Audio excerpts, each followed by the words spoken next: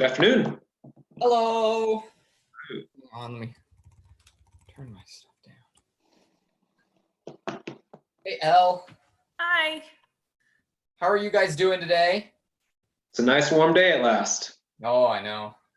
I think somewhere in the Midwest it's snowing. I think so. I think you're right. My family, I have family in Iowa and Nebraska, and they are getting snow. They got like 6 inches of snow yesterday. Yeah. I saw a friend drive up and she's like, "What is all this?" I'm like, you need to turn around. That's not spring. Right, exactly. Yeah, you're not wrong.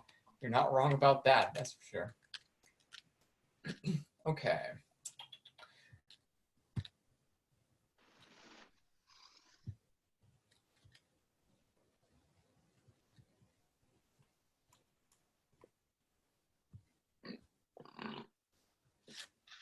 So I'm going to see if I can make all of you co-hosts. Oh, Elle's gone. Oh, she's back. I don't know how many co-hosts I can make. Oh, good. I can make multiples. Okay. So making you a co-host just gives you the ability to share your screen.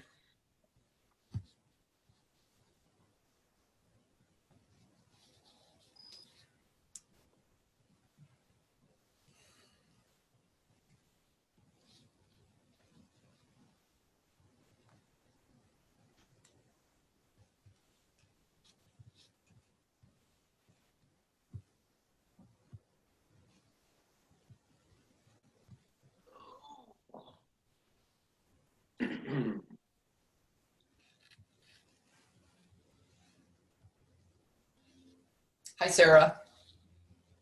How are you? I'm doing well today. Okay, good. Glad to hear it. Just waiting on Katie then.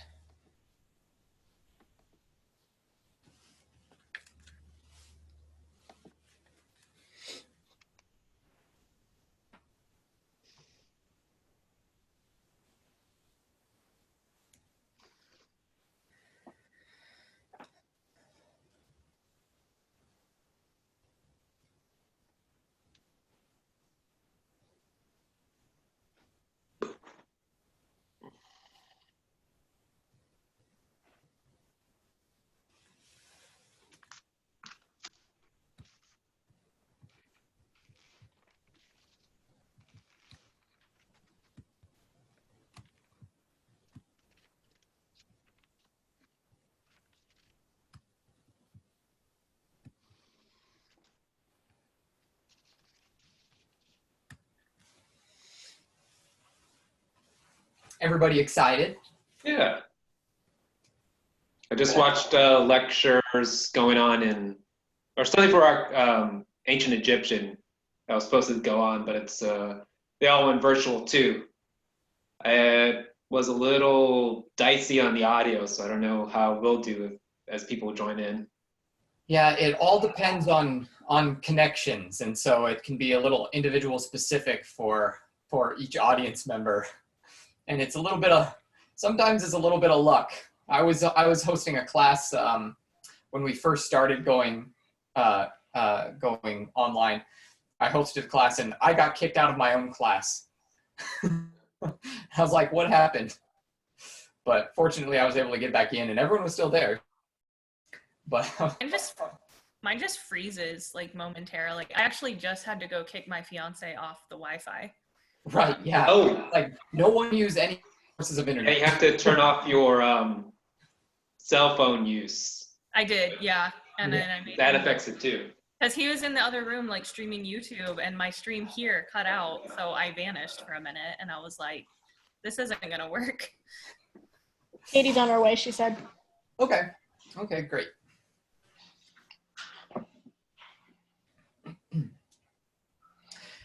Does anyone have any last minute questions or might be able to talk about? Do we have to stay in like the call the whole time, or like until 3:45, or like? So if you need to go after you're done your presentation, that's fine. We're going to take questions immediately after each presentation. So for a couple of minutes, But if you have to be someplace else, I understand that. I know some other people have different presentations that they're trying to do as well.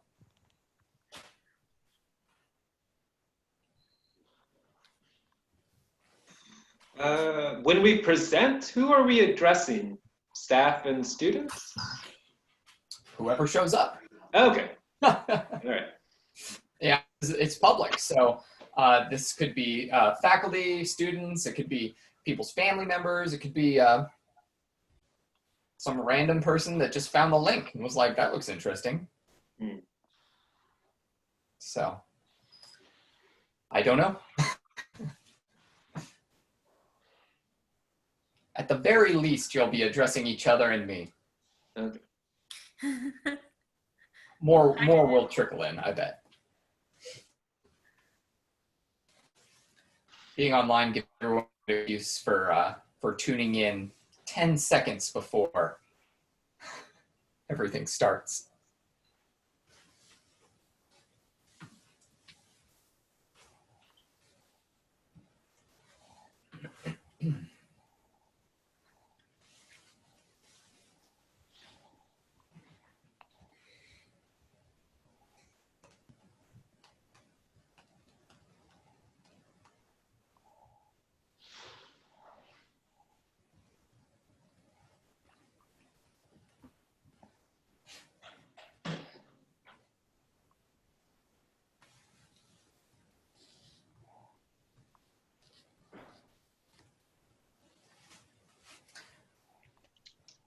Katie's here, yay!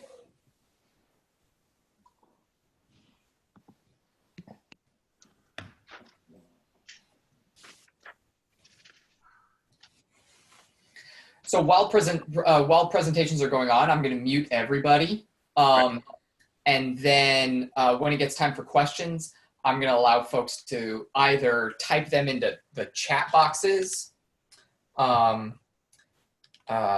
or and then if you get a chatted question, I'll read the question to you, or they can unmute themselves and ask it themselves, as long as it doesn't get too chaotic with lots of people trying to talk over each other. I mean, if we're small enough, we might be able to like utilize the raise hand feature for the questions. I just don't know how many people are going to come in. Right. And I don't know if everyone is going to know the raise hand feature either, though.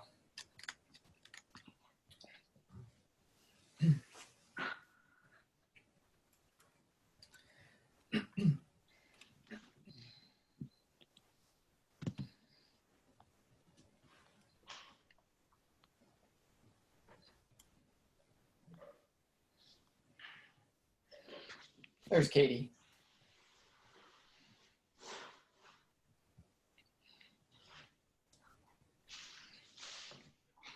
Katie, did you have any last minute questions or concerns or anything like that? I don't think so. Okay. That's good to me. Oh, actually, so are we all staying in this main room? That's the plan. Yeah, Okay. That's the plan. I'm not going to create little breakout rooms. We'll all present and listen, and then there'll be questions afterwards, and then we'll move on to the next presentation. Okay.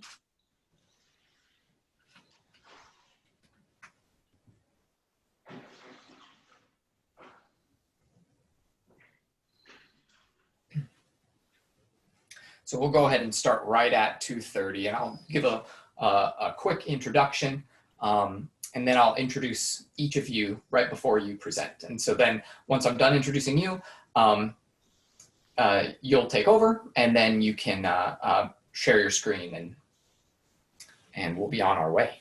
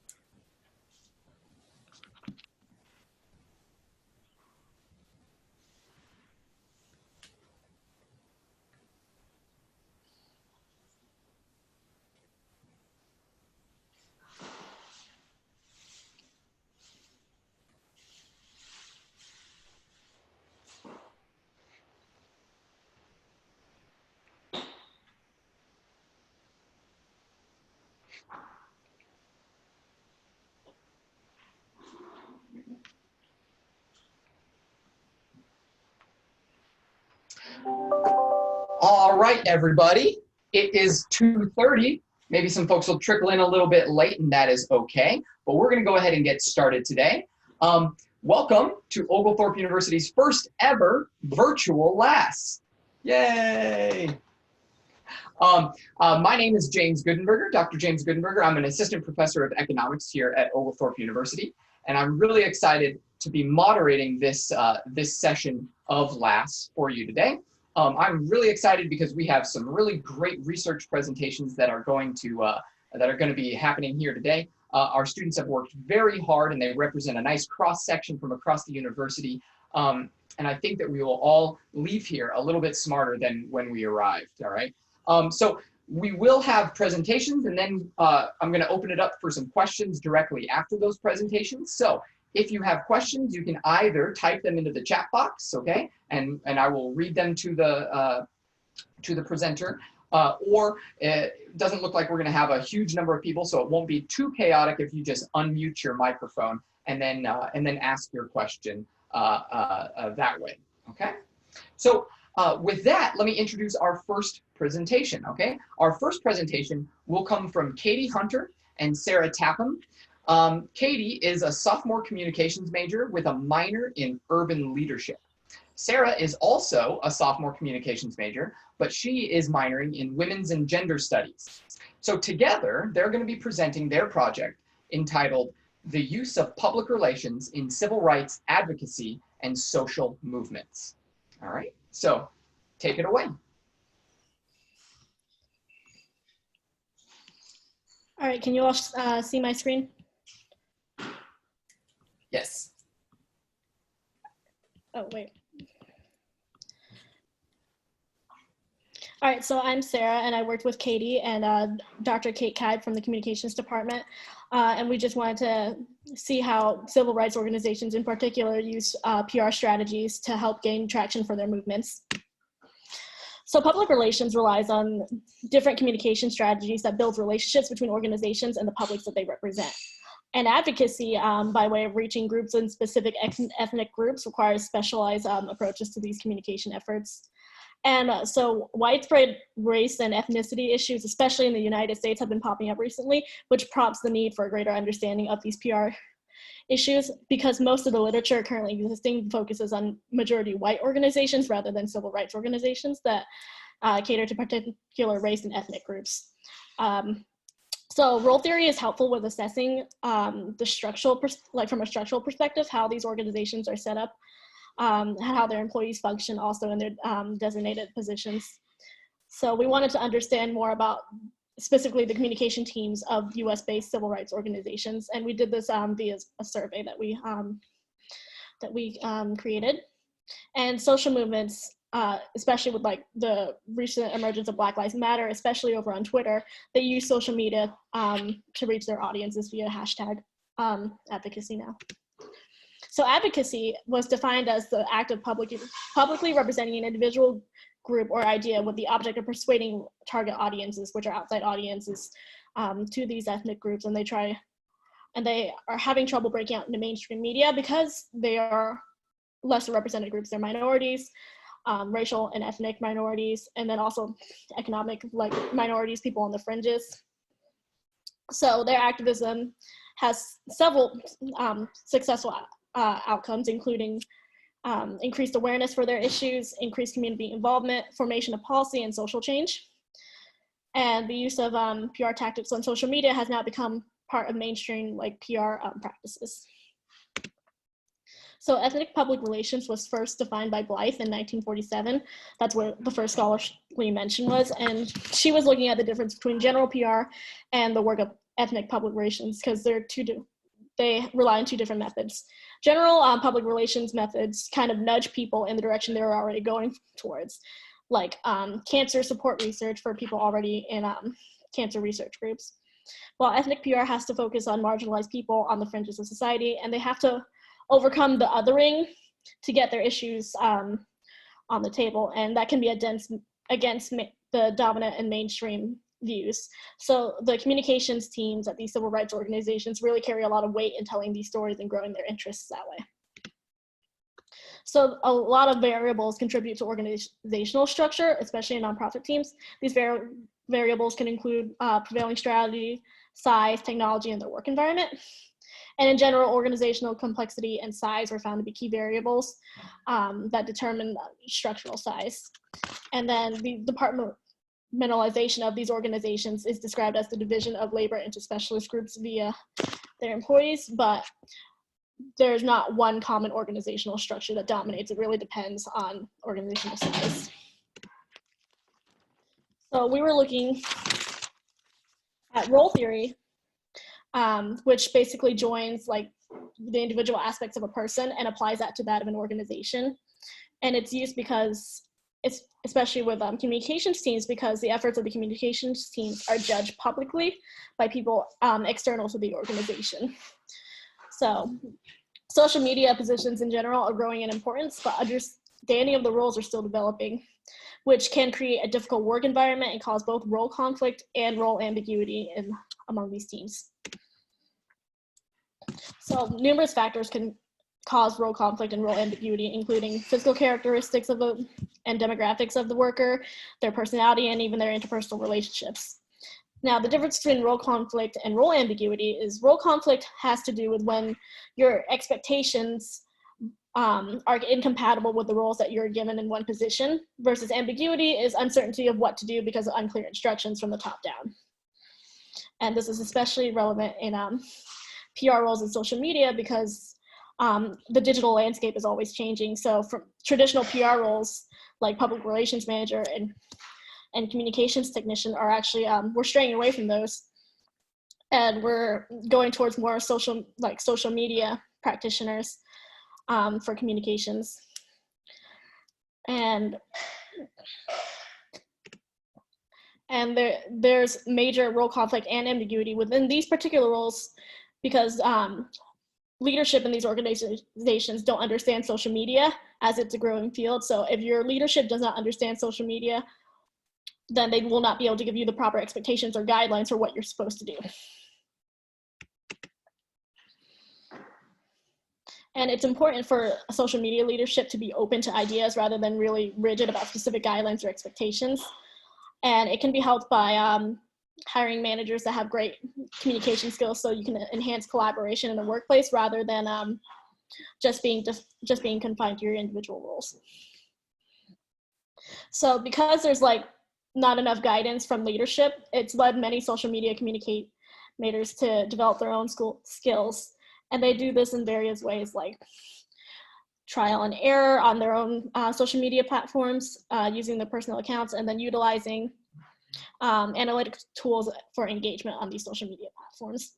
And then these communicators therefore become teachers and leaders to educate others within their organization about social media practices. And I'm gonna let Katie take over.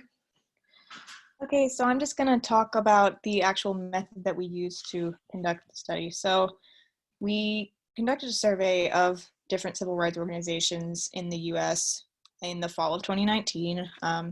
These were all 501c organizations, and we found them through different databases, including the UCLA Civil Rights Project, Kellogg Foundation database of racial equity organizations, or from charitynavigator.org.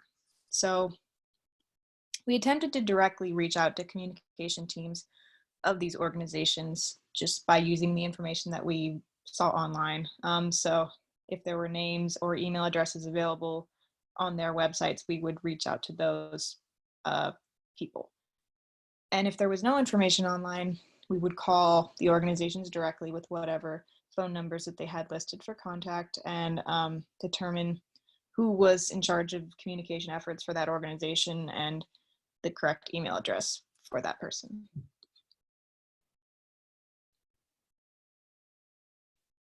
So after we figured out who wanted to participate in the survey, we sent it to all of the email addresses who, agreed to be a part of it.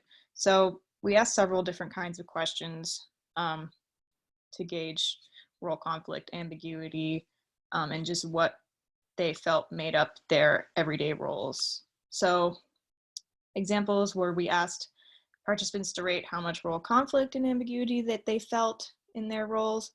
And a lot of these questions we used numerical scales, like rating it from a scale of 1 to 5, 1 meaning never, 5 to always. This one in particular used the Rizzo, House, and Lertzman role ambiguity scale.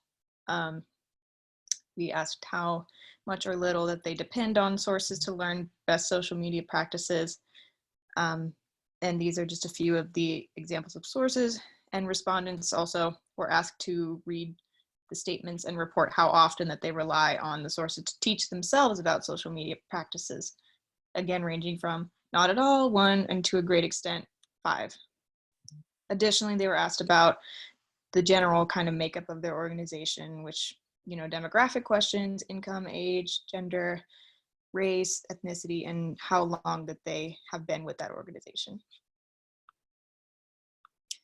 So we have a total of 23 online surveys completed, and this means that we got an 18% participation rate of targeted respondents. So this seems kind of small, but it actually is relatively high considering it is an online survey, and people don't usually want to do this. So 70% of the respondents reported their ethnicity to be white, 17% reported to be Black or African American, and 4.3% reported to be Hispanic or Latino, Asian or Asian American, or American Indian or Alaskan Native. And over half of them reported being 45 or older, and everyone who responded had a post-secondary degree. So we also looked at organizational structure, and for all of these, most of them had less than 50 employees. They were majority very small organizations. Only 2 had between 50 and 100, 51 and 100 employees. And 20 teams had teams that were 5 or fewer employees. And some of them, you know, were listed as volunteers. 2 had 6 to 10 communications employees, and only 1 organization had 11 to 20 employees on their communications teams.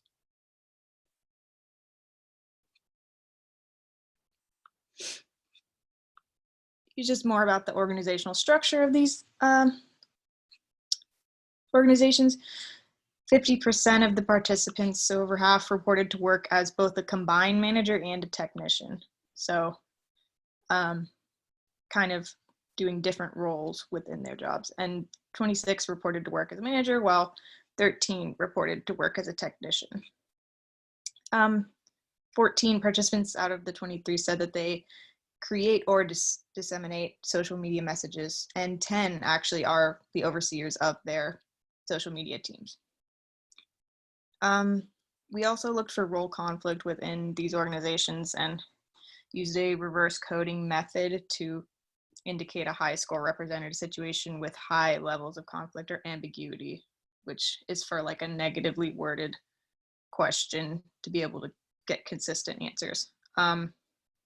We did find that there were moderately high levels of role conflict, and this surrounds concepts of knowing what job responsibilities are, if they felt secure about how much authority they have, and not having a clear expectation of what has to be done. Role ambiguity was less present, but it was still moderate. There were just more varied responses with this. Top 3 areas of ambiguity included working with 2 or more groups that operate differently, receiving assignments without adequate resources and materials to complete it, or being asked to work on unnecessary tasks. So when it comes to social media and self-development, we asked participants how often they relied on 11 different sources to teach themselves about social media best practices, again ranging from 1 being not at all and 5 being a great extent. So 20 participants completed these.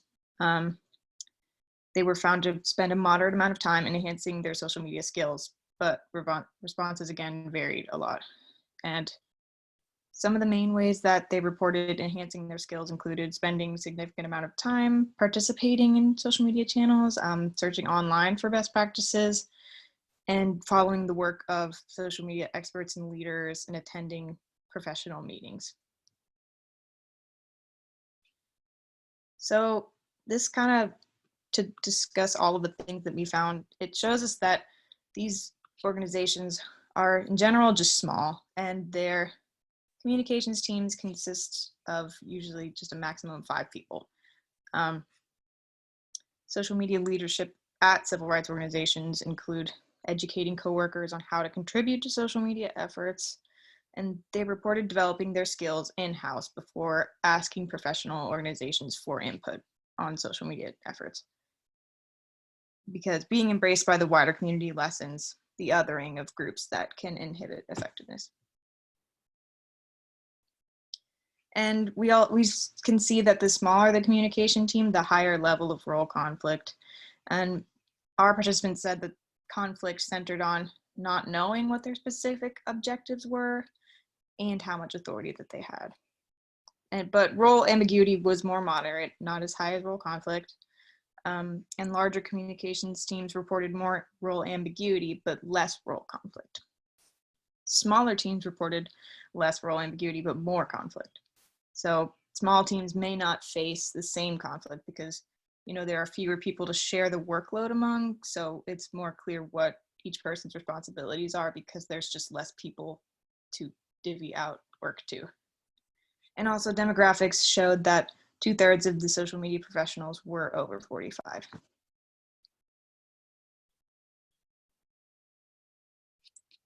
So the limitations for this and just the future work that can be done in this area, there was a low sample size. So there was, you know, no sophisticated analysis beyond correlation. And also the fact that we found 70% of communications workers did report being Caucasian. So there could be future work done to understand how this works, especially when all these targets of these organizations are people of color. So why are people of color not taking these leadership roles and things that you would believe that they would want to be a part of? And Demoya Bravo noted that while leadership for ethnic organizations are made up of people of color, their communications teams don't follow this pattern.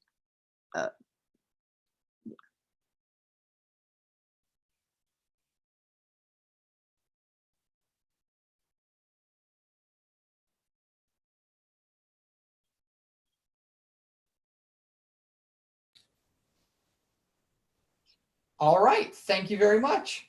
Thank you. Are there any questions? Let's open it up. You can either type them in or you can unmute yourself and ask.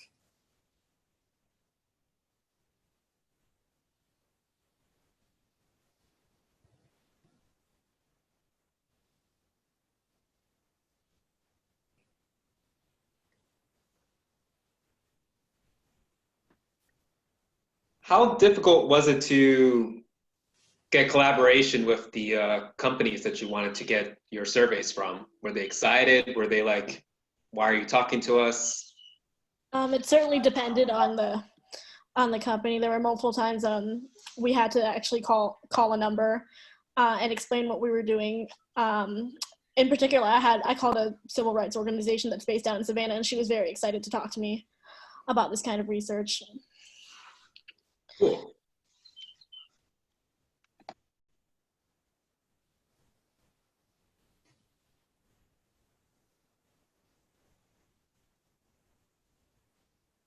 So I have a question.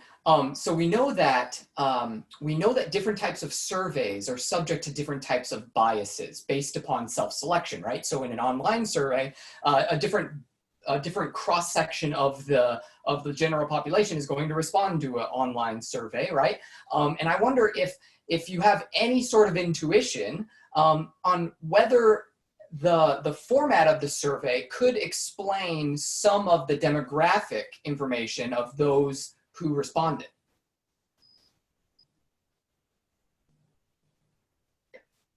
I can say one thing to that, Dr. Goodenberger, just because working with the students, it wasn't online for the general public to complete. It was sent only to the communication teams themselves. And often these teams were small, so we got the only people who were available there. So I think that actually the results are pretty indicative of who actually worked at the organizations that replied. As far as the organizations that didn't reply, the total was about 120 organizations. Probably about 10% we found actually were defunct and no longer existed. So of the ones where we actually got somebody, you know, we had about an 18% response rate. So I think that in general, that's pretty good. It's certainly clear that there are other organizations that could have different demographic backgrounds, but I don't think it was necessarily the survey so much as our ability to accurately reach out to these places and find the communications, because again, many of these organizations were very small.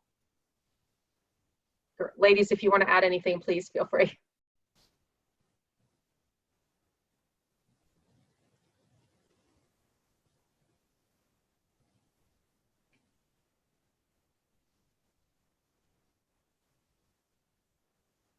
Any other questions?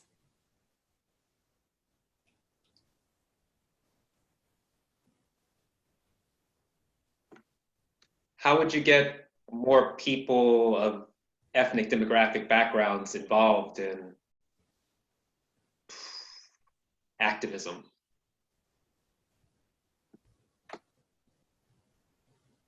You know, I think that's hard to answer, especially when we're seeing organizations who are using all of the efforts that they know how to try to reach people of color, reach their target audiences. And I think that that might just come from an overall sense of helplessness that a lot of these people are facing when it comes to changing issues that they see in their communities. But I do think that organizations should keep pursuing these efforts to try to get people of color involved, and even in leadership positions in these organizations. I think it would make them a lot stronger.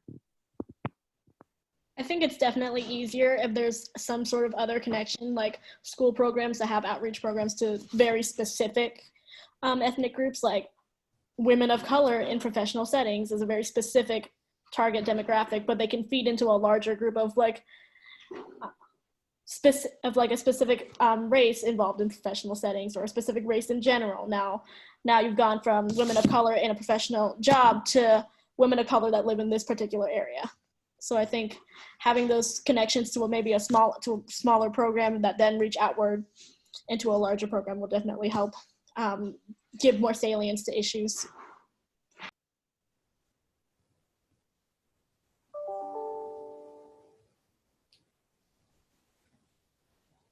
We have time for maybe one more question.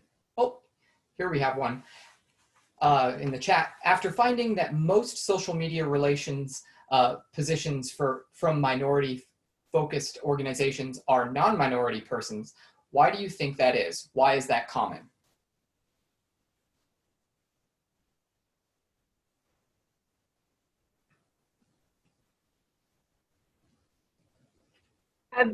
The why of that was surprising. Well, that fact was surprising to us. So as we discover that, wrapping up this research, that's why we listed it in our future work, so that we can look at and see a little bit more about these organizations. Our first step in this exploratory study was to see who works at civil rights organizations, who is putting the messages out. In step 2, we're going to be examining the messages they send out. So we're going to be looking at their messages to see maybe some of the reasons why they may or may not be effective. As far as figuring out why those particular people are staffing these organizations, I'm hoping that we can look into that and see what else we can find in the research. But we just wrapped the survey up a few weeks ago, so that's definitely was surprising to us and something on our list to explore in the future. Again, there hasn't been any work that we could find done to examine communications teams at civil rights organizations before. So I think it's probably a surprising finding to a lot of people, including us.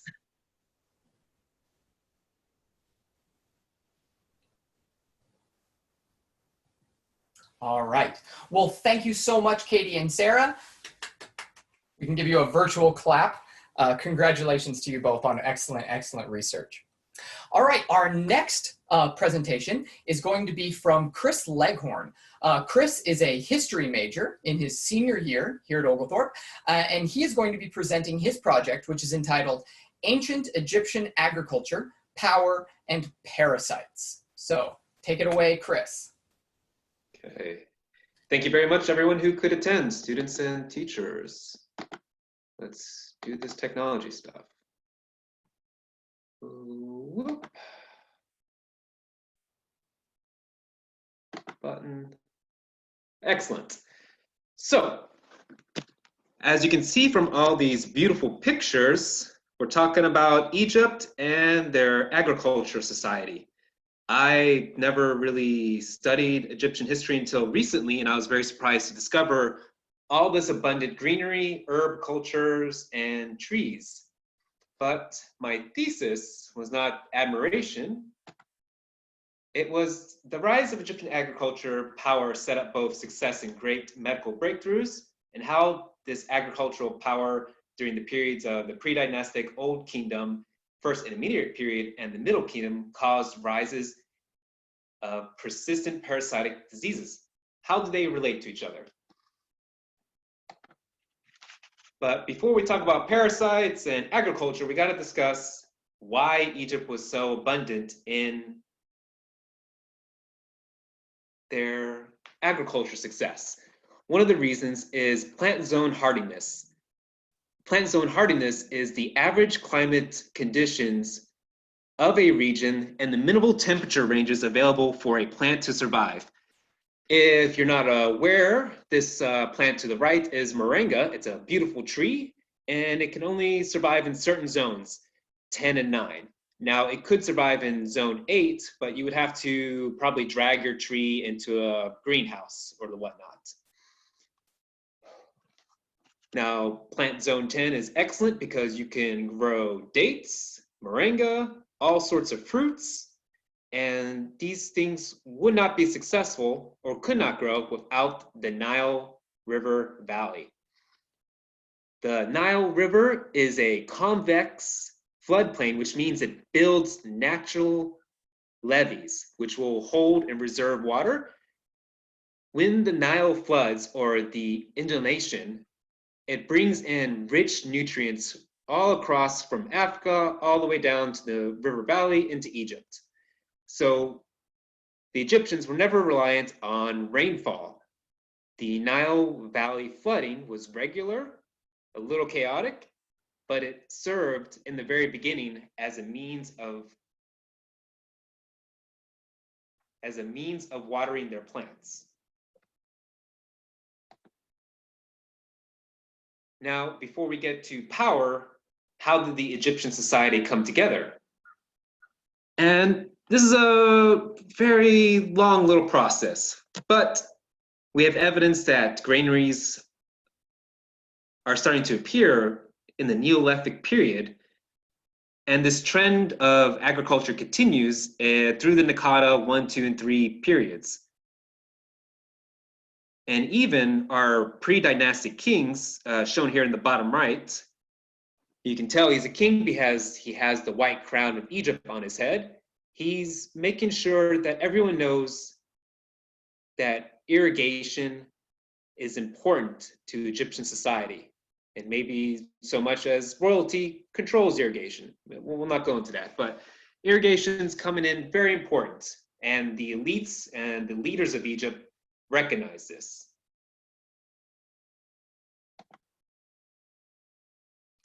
By the second dynasty, King Kasekemwe sets up nomes, or zoning of the fields of lands between the cities within the state of Egypt. This is a new interpretation of what nomes, or the zones of these field lands are. If you were not fortunate enough to attend Dr. Jessica Tompkins' lectures on nome marks, hopefully when the world comes back to normal, she can give another round of this excellent research. So by the time we have dynasties, the climate around Egypt is changing to the point where they have to invest in irrigation methods. They conduct artificial levees to help with the water collection, and they create this awesome little device called a shadoof on the bottom right there. Not only can it collect the nutrient-rich soil from the Nile, it was also used as a means of hydroponically growing trees. And we'll talk about trees in Egypt later.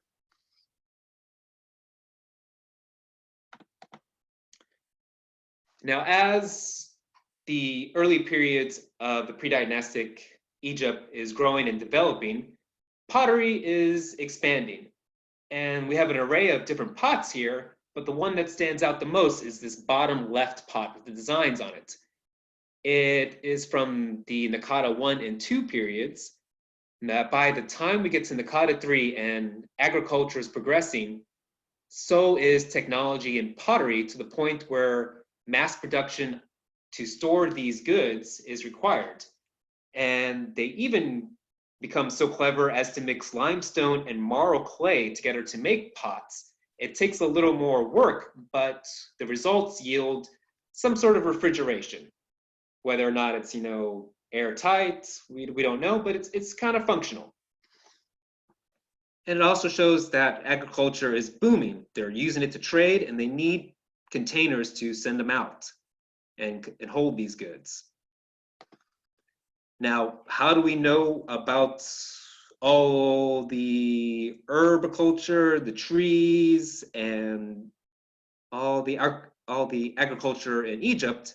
We have thankfully discovered Tutmosis III botanical garden. But as you can see, if you can see, none of these plants are really labeled.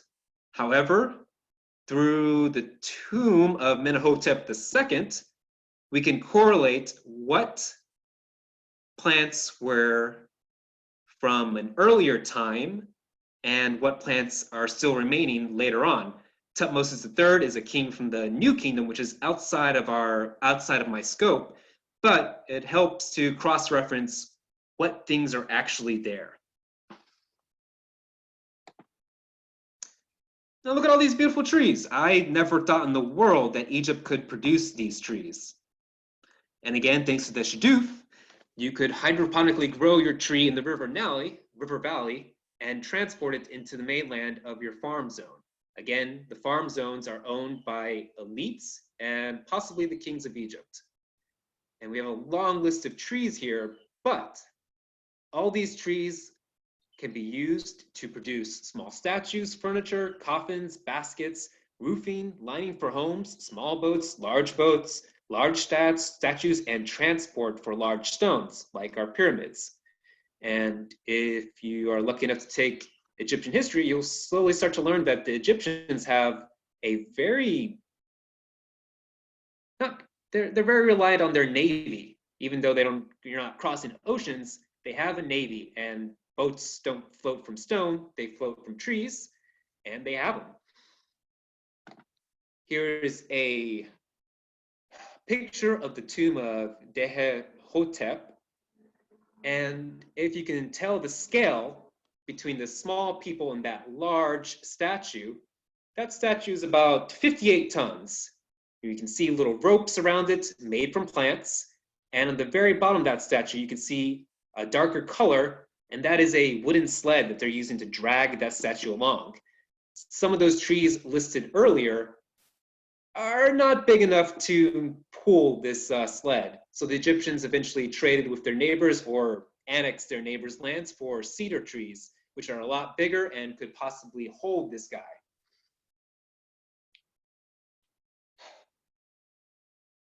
Now, through their agriculture, they use hemp, flax, and papyrus to offer new plant fibers to create rope, boat sails, linen, and mummy wrappings. And hemp, we got to go back to it, because look at that. That's 58 tons being pulled by a lot of people, but that rope doesn't appear to be snapping anywhere. As part of their agriculture results more plant-based industry technology, their textile industry grows as well. And if you're rich enough, you could afford some beautiful dyes to make your linens not just a plain poor man white, but you can add some color and details.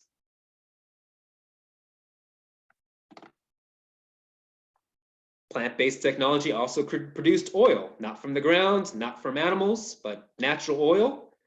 from beautiful plants like radish, juniper, chamomile, or even castor oil was used to repel mosquitoes.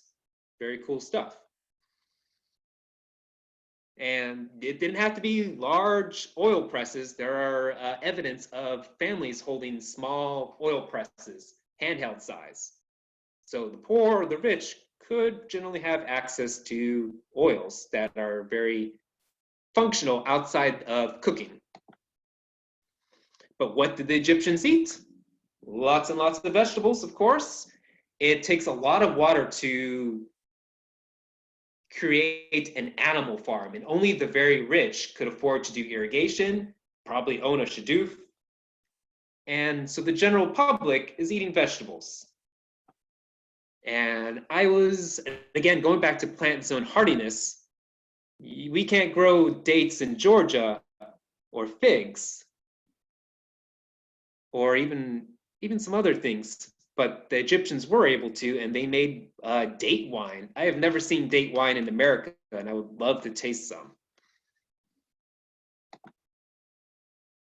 Now, as Egyptian society develops and grows into dynasties, the priests of Egypt are not only their religious authority, but some of the priests could specialize as doctors. Doctors dealt with all sorts of medical problems and were not shy about what problems people had. They dealt with people who had herpes or seizures and even diarrhea or constipation, abdominal pain. And we'll talk about that in just a moment, but I'd like to note that Egyptian society is very equal for the sexes, and Egypt had lady doctors. One of these lady doctors, Pesheshet,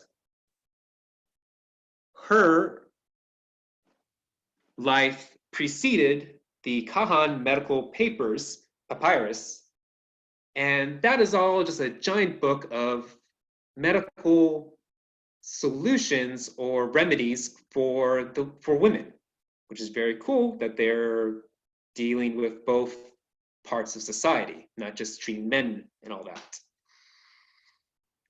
A lot of our other evidence come from the Embers papyri that were made during the Hyksos period, which again is outside my paper's subject, but it's known that it was copied from earlier sources. So Egypt has a long-standing tradition of doctors. But what was the common medical problems for the doctors of Egypt? And that would be parasitical problems. And if you note on the right, we have a long list of plants, but these plants range from trees to herbs to fruits. And through these plants, they created recipes to deal with their parasite problem.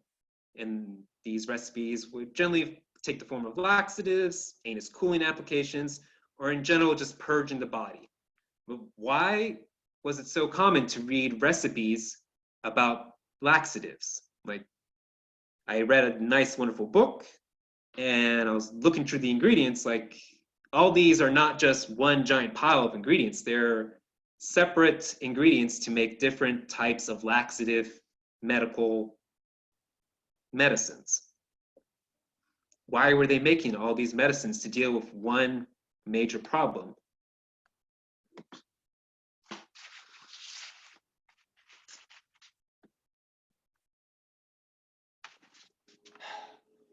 We have studies showing that the rich are not free from parasites, and some of these parasites were found in their brains, which is just horrifying.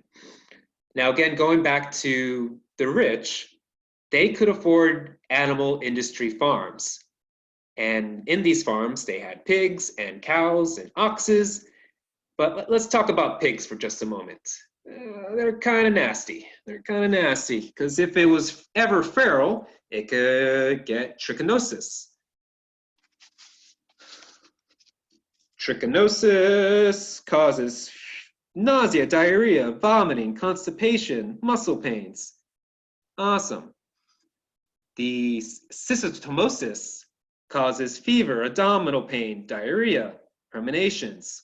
Disgusting. On a quick note of systematosis, however that's pronounced, systematosma. These little parasites live in the water. They're not related to being in animals, other than these little snail hosts that they travel in. These little worms were in the river of the Nile, and they're very difficult to find. So everyone's drinking from the water, everyone's using the water to plant their foods. These worms are getting everywhere. Going back to pigs, pigs can easily transfer their diseases over any leafy greens of farmland that they travel over, and that disease could spread over to cattle. And cattle already have fair odds of having tapeworms. And again, tapeworms might cause diarrhea, abdominal pain, and seizures. And just for a moment, if you don't feel grossed out, look at the little teeth on that tapeworm. It's just a vicious little nasty creature. So, what is the main source of our parasite problems? Traditionally, the Nile River Valley is to blame because the Egyptians did not develop a sewage system. So everyone's using the same water source to pee and poo into. That's not good. However, that can't be the only source of these parasites. Festivals are the other source of these parasites. Again, going outside the scope of my paper, the Apit Festival and the Beautiful Feast of the Valley are festivals that we know of in the New Kingdom period. But these festivals did not just appear out of nowhere. We had festivals before the New Kingdom, in the Middle Kingdom, and in the Old Kingdom. We had festivals to Osiris that would sync up with the flooding of the flooding months of the Nile. And we had festivals to celebrate Horus defeating Set.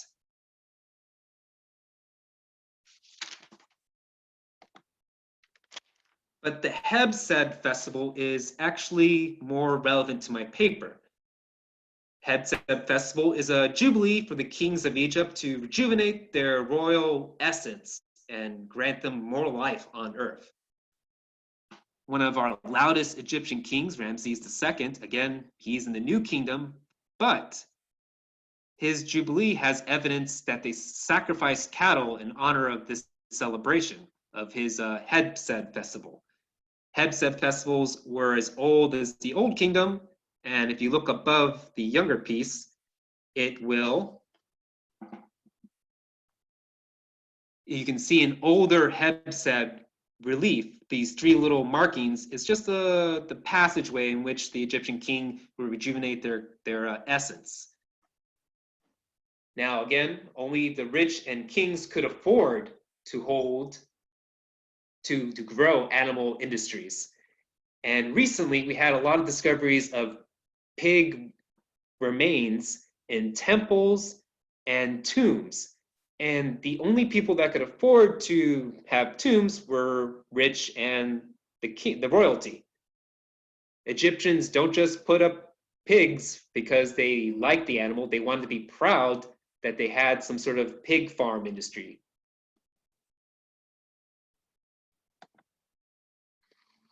Now going back to Set, we have a lovely little story where once upon a time, Set took the form of a pig.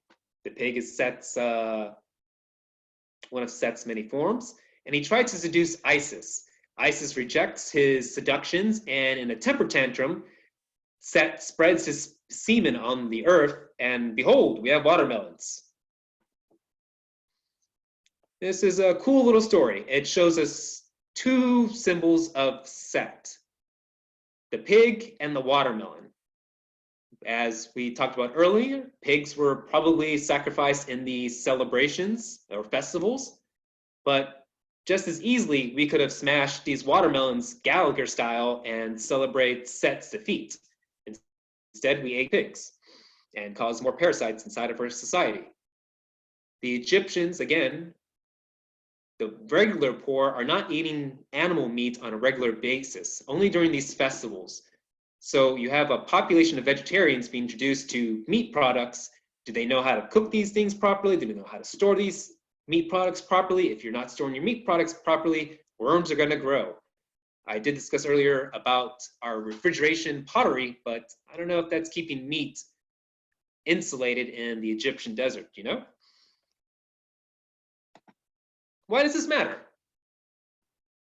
Well, according to our medical doctors in the United States, as far as 2017, we have a major problem. The top 10 causes of death are related to animal consumption that's processed. And if you notice from 2000 to 2017, the same problem remains. Heart disease, cancer, stroke, they're all coming from one problem. I'm going to play a little clip from Philip Wolin about his lecture on taking meat off the menu.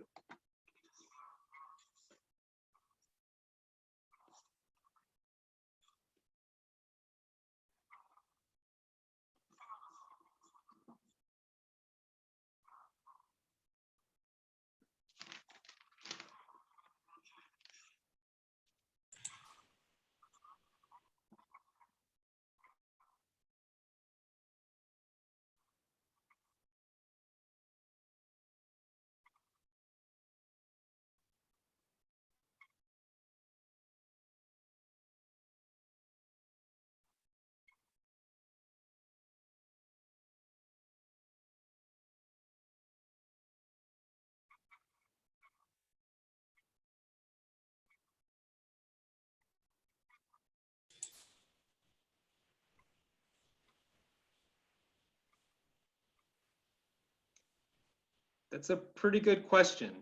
We're right now, 2020, we are an advanced society. We have large farms, but we still are suffering from death from eating meat. So, ancient Egyptians, elites, and royal class allowed for the growth of the animal industry. Why? Because they wanted to show their strength and power in these festivals, not only show the widespread abundance of the agriculture society of Egypt, but something that the poor don't have access to, meat. By doing this, they self-contaminated their own population that was already being contaminated by the poor water sewage system from our lovely worms, the cystotosas.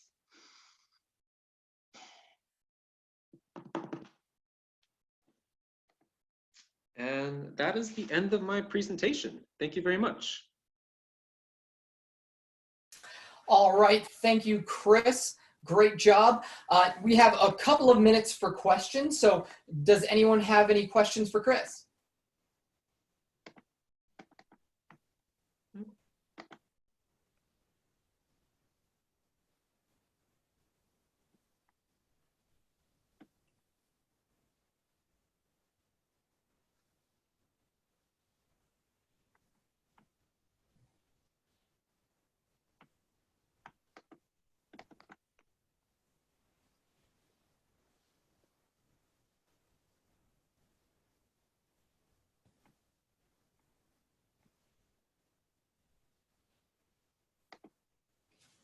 Chris, you said that some of those worms or parasites were getting into the brains of some of the upper level Egyptian elite, and I'm wondering, do parasites in the brain influence decision making at all? And did that play any role in any sort of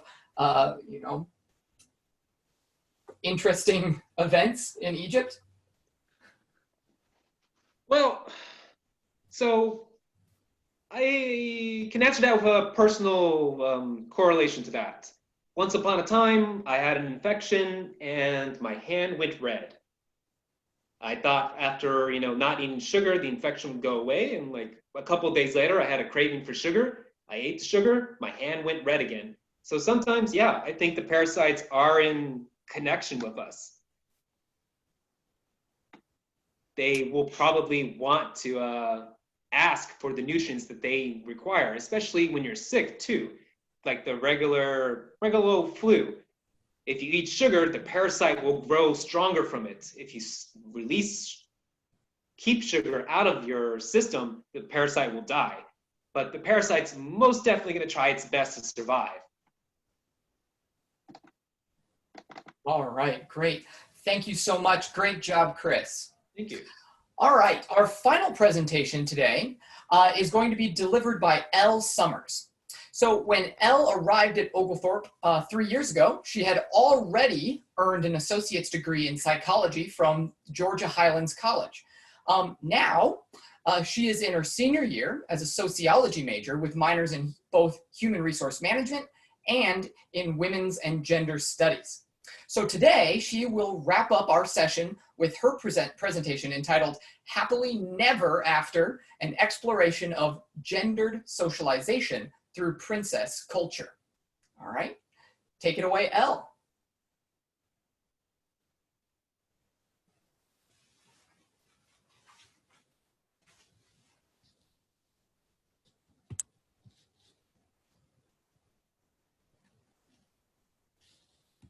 Sorry. So thank you, Dr. Goodenberger. Today, I'm going to be talking about the princess culture that rose within the larger girly girl culture that dominated third wave feminism. So in order to frame the issue of princess culture, I'd like to start by going over its roots. So before I begin, I'm just going to do a really quick survey to get you to understand how ingrained princess culture is in our society. Obviously, I cannot see all of you. If we were in a lecture call, I would say to raise your hand if you've ever seen or heard of any of the Disney princess characters, meaning you're familiar with their stories, their personalities, their appearances, whatever. And I would challenge any of you to find anyone who would not raise their hand to that question. And now to really drive home how pervasive they are in our minds, I want to just personally challenge you to name as many Disney princesses as you can, and I will give you about 10 seconds.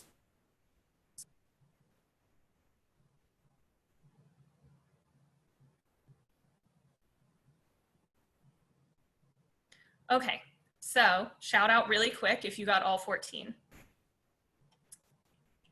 All right. So now that I've established just how pervasive princesses are in our larger culture and in your personal lives, let me tell you a little bit about princess culture. Princess culture largely refers to the gendered socialization of young girls through princess media. We have a tendency to think that Disney princesses and the resulting princess culture have always been a cultural phenomenon targeted at young girls, but it actually wasn't until Disney's rapid production of princess films in the 1990s that princess culture really began to take hold.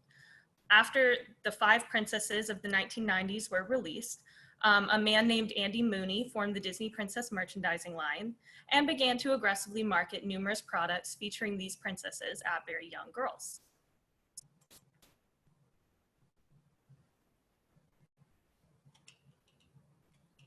Andy Mooney consolidated the princesses into a single product line in early 2000 with the idea of merchandising the line to an extent never seen before.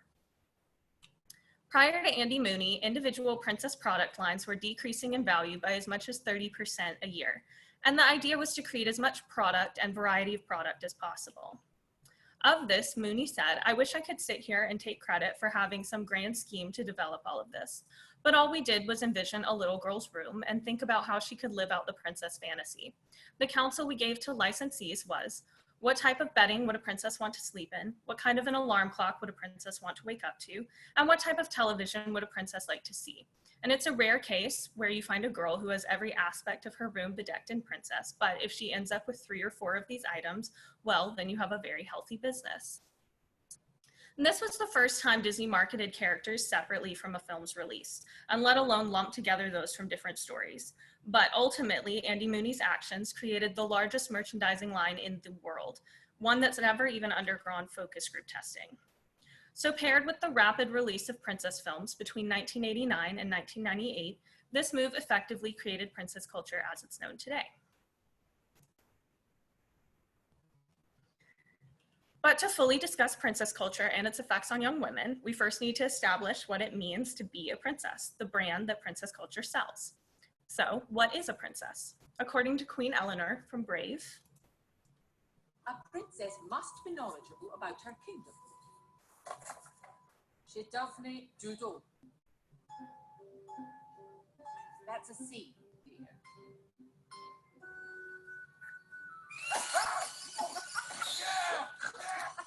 A princess does not be short hold. Doesn't stuff her go? Rises early, is compassionate, patient, cautious, clean, and above all, a princess strives for, well, perfection.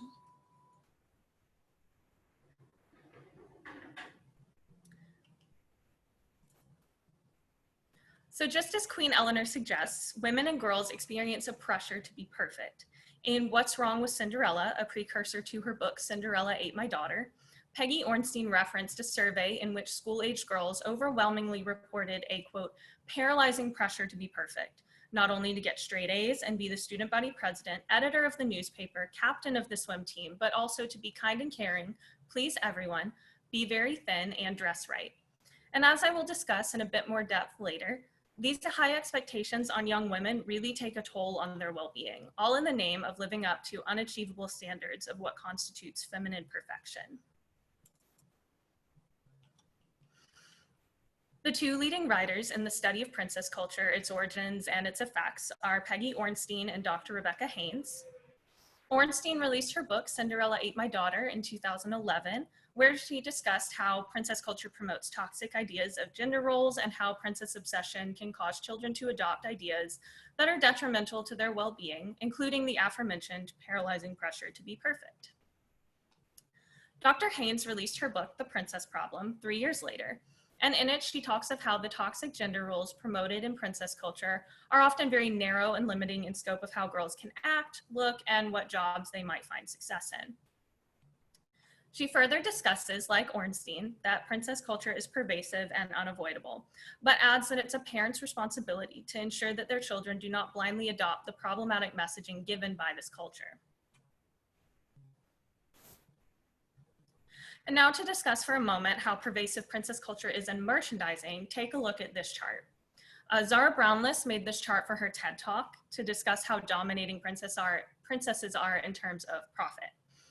These are the world's leading children's brands, and you'll note the princess lines, when combined, are the top merchandising performer worldwide. And just for reference, these are all Disney brands except for Hello Kitty here in the third spot and Batman and Barbie down at the bottom. All of the other lines belong to the Walt Disney Company, and princesses are their most profitable enterprise. Together, the official Disney Princess line and Frozen merchandising line made $4.3 billion in 2016. So just think of that in terms of childhood play options. Of this, author Lynn Michael Brown said, playing princess is not the issue. The issue is 25,000 princess products. When one thing is so dominant, then it's no longer a choice, it's a mandate, cannibalizing all other forms of play. There's the illusion of more choices out there for girls, but if you look around, you'll see their choices are steadily narrowing. So let's talk for a moment about these ladies that are dominating girlhood so thoroughly. As I said earlier, we have a tendency to think that the Disney princesses and the princess craze that they drive have always been around. But prior to 1989, there were actually only 3 princesses: Snow White, Cinderella, and Aurora. These 3 are settled in what is known as Disney's classical period, and the period is defined as being the height of the Walt Disney Company's success while being overseen by Walt Disney himself. But the princesses produced at this time are widely thought to be disastrous and narrow representations of femininity. All 3 lack personal agency in their own lives and are seemingly content doing housework and waiting around for princes, i.e. men, to come and save them. Never mind the fact that 2 of them are actually children when they're kissed awake by their prince and married off to him. Princesses act as role models to little girls, and together these 3 princesses portray an archetype of femininity wherein women are expected to be young, thin, beautiful, interested in traditionally womanly duties, and reliant on men to provide for and protect them. In 1989, Ariel brought about the Disney Renaissance period, in which Disney's rapid production of films amounted to a success not seen in the company since the death of Walt Disney. Among these movies were 5 new princesses. Ariel, Belle, Jasmine, Pocahontas, and Mulan represented a new wave of princess mentality, in which women were more rebellious, outspoken, and generally more in charge of their own lives. Cinderella, Aurora, and Snow White, by contrast, had major life events happen to them with seemingly little control over those events or their outcomes. But the Renaissance princesses all demonstrate personal agency at some point in their films. They make conscious, although often reckless, decisions about what they want to do with their lives, and they often defy the wills of their fathers in the process. Having emerged after feminism's second wave, these women reflected a larger cultural shift in how women could acceptably behave and who they could become. But these women, for all their character growth, were undermined by some problematic themes as well. Most notably, that their happy endings always involved marriage and a man. Ariel, for instance, willingly gives up her voice to pursue a man that she never met, and Belle falls in love with a man who held her hostage. In both cases, these women gave up their dreams of adventure and exploration in order to marry and settle down. The problems in both Ariel's and Belle's stories reflect a patriarchal valuation system in which women are allowed to be unique, adventurous, and intelligent as long as they are in some way still valuable to men. After an 11-year hiatus on princess films, Disney began again with Tiana in 2009. And this period is still very much in swing today. Although this group is largely considered to be a continuation of the Renaissance princesses, I've chosen to separate them out because the princesses they've given us are noticeably different from their predecessors. I labeled it as the progressive era because the women and messages about women given from these films are generally more progressive than previous eras. Tiana, Rapunzel, Merida, Anna, Elsa, and Moana generally represent women who have more agency over their own lives than has ever been seen before in princess culture. And what makes them the most unique of the princesses as a whole, is their lack of a need for men to carry out their goals. Perhaps most importantly though, this is the first set of princesses whose ambitions do not revolve around men and marriage. 3 of the 6 do not even have a romantic relationship at any point in their film. In these films, Disney has largely created a critique on their previous princess model. Merida, for instance, is not feminized according to hegemonic norms, and she spends a great deal of her film challenging her more regressive mother over why she needs to even be married to become queen. And on that note, Elsa and Moana later go on to rule their people in their own right, without marriage ever presented as a barrier to their ascension in either case. So these women, once again, represent Disney's changing with the culture to produce new role models more reflective of today's values. And it's good that they've recognized the need to change. As Rebecca Haynes correctly pointed out in her book, princesses have historically been too skinny, too buxom, too weak and helpless, and too often white, which is unfortunately not an aspect Disney has worked very hard at correcting even in recent years, as only 5 of the 14 to date are non-white. So we've discussed the personality aspect a little bit, and now I want to dig into appearances a bit more. In her TED Talk, Sarah Brownless discusses Disney princesses' waist to hip ratios. In normal people, there's usually not a very large difference between your waist and hip measurements, but in princesses, the difference is pretty drastic. Look at these princesses photoshopped to have a more average waist to hip ratio. The versions on the bottom are of normal proportions, but compared to the top images, which are from the original movies, we would characterize them as fat. And please note, just a side note, Jasmine's waist here is the size of her eye. So what does this imagery do to women's body esteem or their expectations about their appearances? And these proportions are so normalized for princesses that it was actually widely believed that Disney photoshopped Lily James's waist in the 2015 live-action Cinderella remake. However, the move was so controversial that they decided not to alter Emma Watson's waist in the 2017 Beauty and the Beast remake. Research has suggested a correlation between this imagery and body esteem. Ang and Williams found that Disney princess movies always portray heroines with a smaller waist to hip ratio compared to female villains. This study explicitly links media consumption to a real-life social preference for lower waist to hip ratios. And their findings indicate that there may be a connection between a princess's appearance and lower body esteem in young women. Research also suggests other problems with princess media consumption as well. Sarah Coyne et al. linked princess culture consumption with stereotypically feminine behavior in young girls. And in her work, Orenstein cites research that has found that young women who hold the most conventionally feminine beliefs, who avoid conflict and think that they should be perpetually nice and pretty, those women are more likely than others to be depressed. Sherman and Zurbriggen found that gendered play actually affects young girls' expectations about their lives, with those who engage with girl toys more likely to typecast the sorts of jobs that they could reasonably hold as adults. And this study in particular shows how children internalize gendered messaging of girly girl culture beginning at very young ages. So, can we fix it? Hein et al. Found that children recognize the gendered behavior differences between older princesses such as Aurora and newer princesses like Moana. They also found that portrayal of newer Disney princesses as less traditionally feminine, such as Moana and Merida, did not affect children's overall perception of what being a princess means. And this effectively means that the whole concept of princess is malleable and able to be transformed into something better. Gendered definitions of princess were socially created and are therefore changeable, and we are responsible for changing them. And because of the recent academic critique on Disney's princesses gaining wider mainstream cultural acceptance, Disney has chosen to be proactive in their approach.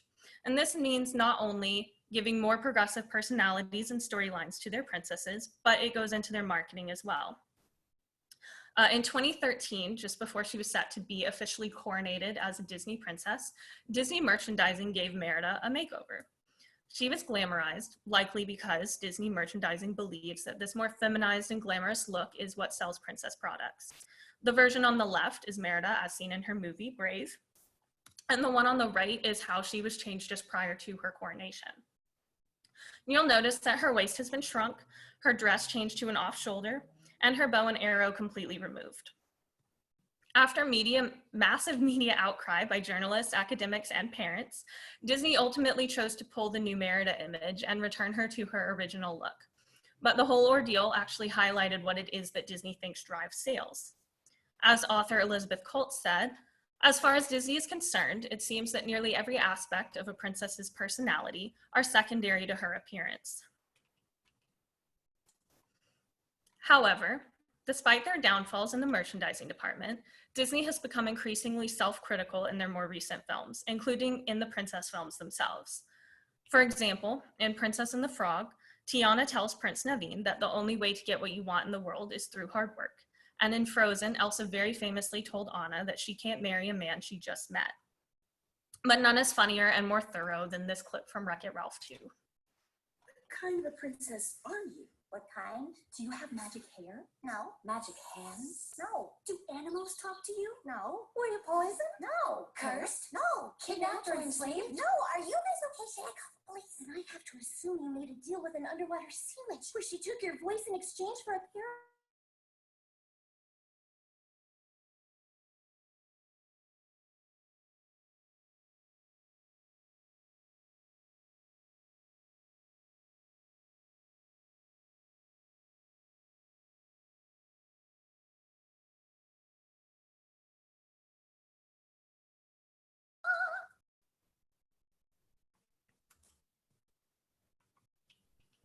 Now, I love Disney and their princesses as much as the next girl, but our generation's blind love for Disney and its princesses has caused us to blindly consume and internalize sexist and often racist messaging about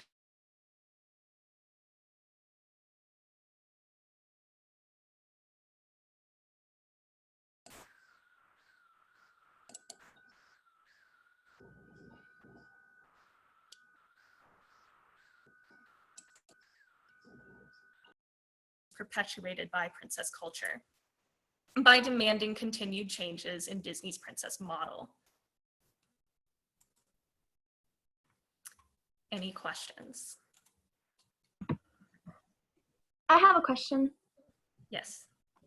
Okay, so well, actually, I have two questions. So the first one is, what's your favorite Disney princess?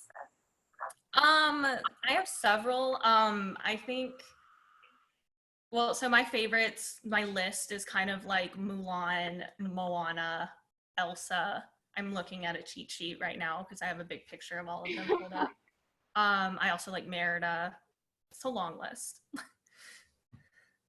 Cool. And also, so I don't remember which slide it was, but you brought up research saying that a lot of girls who feel like they have to follow this kind of stereotype or this role of being a princess, of being perpetually nice and pretty, often feel depressed. Mm-hmm. And I was just wondering if you remember, or if you can think of ways that we can change that narrative in future, like Disney movies where they portray princesses. What kind of traits do you think we can put in those movies that girls can aspire to that won't leave them feeling this way? That's a great question. So I think they're actually on the right path, and they just kind of need to keep working this way. I addressed it a little bit more in my paper, but the princesses have progressed quite a long way in the last 100 years. And I think moving toward this model where they're not reliant on anybody but themselves to accomplish their goals, I think that's very important. But going to the body esteem issue, which obviously also pulls into depression, they have not updated their model at all as far as body image has gone in the last 100 years. All of the princesses have what's called the, I forget the name. It's basically that they all have baby faces. They're designed explicitly to look like children. And I just remember a very specific instance where they brought up that you know, their eyes are bigger than their wrists.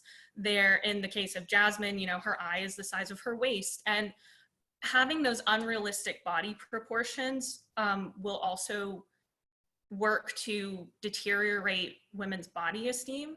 So if they could move to a model with more average looking women in the roles and then continue the personality development that we've already seen, I think that would be a great place to start. That's great. Thank you. So in this progressive era, has there been a boom of female women executives, or men still running the show? That's actually interesting. That's an interesting thought. I didn't dig into that so much, so I don't know the exact answer, but I do know that a lot of the stories coming out of the progressive era have had more female directors and more female writers. And I know, you know, the director of Merida's movie, who I believe also wrote it, that could be wrong, but when Disney merchandising changed her image, the most outspoken voice on it was the director of the movie, who designed Merida to be a different kind of princess. And she saw the merchandising move as them trying to undo it. So I think having more female directors and women in the production is probably very helpful. Elle, I saw earlier that you talked about how the protagonists, or like the princesses in the movies, always have a smaller hip to waist ratio than the female villains. Did you do like any research into like kind of the fat phobia that those movies are, like, you know, just reinforcing? Or yeah. I personally did not. The research article that I referenced was from 2018. It's Ang and Williams, and I'd be happy to send it to you. So basically what they discussed is that it does relate to an actual, like I said, a real life social preference for a lower hip to waist ratio, which obviously does perpetuate fat phobia. I didn't personally research that, but that research is out there. I think my paper dug into at least 2 articles about it. Okay, thank you. Sure. One more question.